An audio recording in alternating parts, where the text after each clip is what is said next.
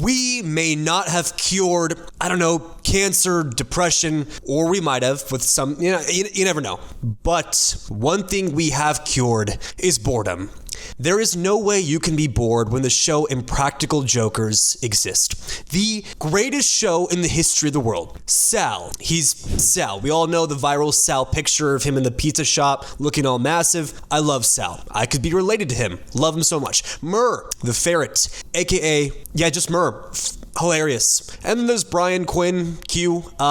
He's Brian. His name's Brian. He's okay. He's all right. And then we all know used to have Joe Gatto too, who was one of the most goated men ever. And he's wheezy out of there. He's gone. But when he was on the show, screaming Larry and all that stuff, I've never laughed harder in my life watching this show. Somehow, even at their old unk age, they're not even that old actually, I'm just saying that just to say that, but even at their age, and that they're above 30, 35, they're still in touch with the humor of every singular age. Like, there's some late night hosts, there's some shows where it's like, okay, it appeals to just 35 plus, millennials, Gen Z, it applies to just a certain demographic. This show, they have the ability to make anyone, any race, gender, hoopla, humla, animal, dog, cat, doesn't matter, you'll laugh. You'll enjoy your time watching this show.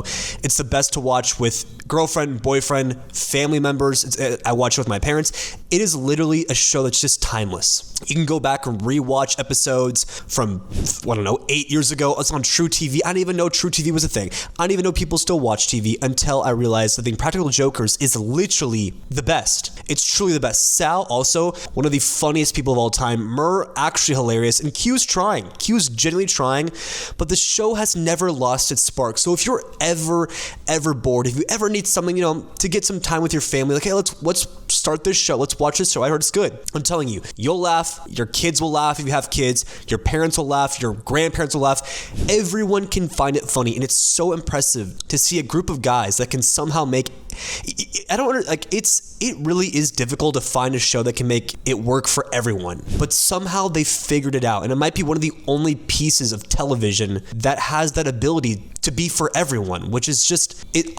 And there's no cursing. It's an anomaly. It really is. And Sal is tonight's biggest loser. Big John Golfs is an up and coming. I mean, he's been posting, I guess, for 3 years, but recently blew up actually these past couple months. And honestly, some of my friends follow him. I thought it's funny. I'm not a big weed smoking guy. I've never done it. I'm not saying, oh, it's the devil. And everyone does it. I'm not saying oh, that's so lame.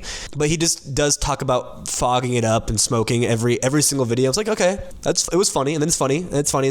But he has great energy. He's very good on camera. Respect. Not this is not to tear him down. This is just to show you, if you like to do something like golf and smoke, whatever it may be, it doesn't matter. If you just post. You just post and you be your full self and don't be a weirdo on camera. You can go as far as you want. Him and this guy named Daddy Wellness, his friend, was also just saying he blew up because he just, instead of, he would take a video and send it to his friends in their group chat. Because we all know, with our friends, we send them weird, funny videos. But we don't really post it online for strangers, which that makes sense. But if you did, just imagine how much other people would love it and eventually like you and your jokes, your humor. Because you might not believe it, but your friend group is not that special. There's also friend groups just like yours all over the country, all over the world that find your humor funny. So if you just post whatever you want, there is an audience for you. Whether it be fogging it up, playing golf, I don't know, being a comedian, being a dumbass, being a weirdo, it doesn't matter what you do. Film it, try to be as normal as possible, and just set it out there. Literally anyone can do it. The Sidemen charity match went on this week, and even though I don't watch them anymore because I'm, as school gets harder and videos and stuff get more and more, I don't spend as much time to just do nothing really, but I'm lying. I still have a lot of time. I just haven't watched them lately because I stopped playing FIFA and blah, blah, blah. Whole lot of stuff. Long story short, I always watch the Sidemen charity match, even though it's there's some people in there I may not know or keep up with. KSI and that whole Sidemen group were a lot of my childhood. I love a group that's just a bunch of guys I'm gonna say it, dudes being dudes. Corny as it is, that's what it is. They started it, got their friend group together, and just kept being consistent and posting and being fun, just having fun as a friend group. And this charity match is something that I can watch and get inspired for. One day I'll play in it, but not really. But it's just wholesomeness. It's stuff that's from your childhood, but is still going on in the world and still being posted about. Still it's I know I never would have thought that I would watch them at 16 and I'd watch these charity matches, and then now I just turned 24. This could be embarrassing, but maybe not. At 24, I'm still tuning in and watching it live. And I didn't feel bad about it. It felt good to stay like somewhat in touch with my roots of like being a kid. Like when I used to open FIFA packs and spend all my birthday money, and like I would spend my entire weekends after like middle school and high school playing Foot Champions Weekend League, like competitive FIFA basically. Get a coffee, I'd play like 12 hours a day and it was fun. Can I do that still? No, I unfortunately can't. But watching that like reminded me of that time when I would just have their videos on in the background while I play FIFA. I'm like, life was good. Life is still good. Life was still good, and that's why I watched it, because like life, it brought me back to that time, and life is still great. Thank you to the Sidemen for never quitting and keep continuously doing this charity match. It's wholesome. Speaking of something I watched as a kid, Spongebob is still doing huge collaborations with like with restaurants, with some shoe brands and all this stuff. And again, if I had a kid, I would force him to watch Spongebob. People may see that and be like, you're a complete dumbass, that's the worst thing you can do.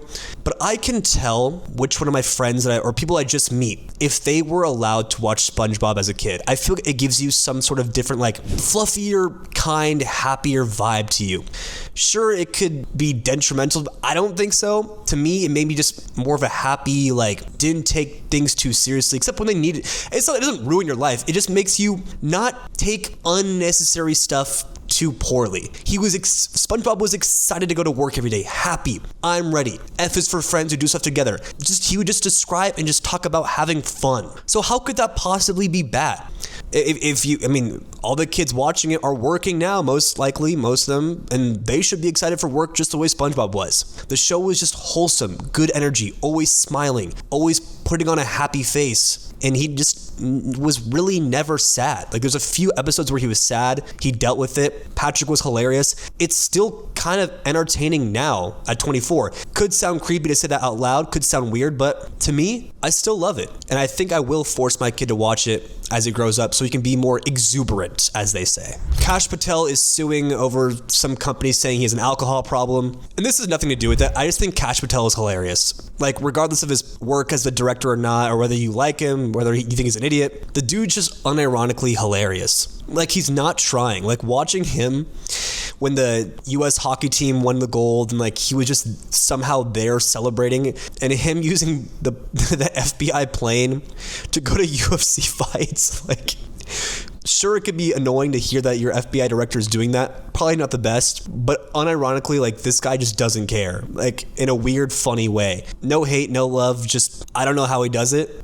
but it's genuinely it's impressive. It's impressive. So sorry, Kash, about this whole alcohol thing. I'm sure you're great. Tip of the day: when you wake up in the morning, just smile. First thing you do when you wake up. And trust me, I barely even do this, but I'm starting to do it more and more and more and more.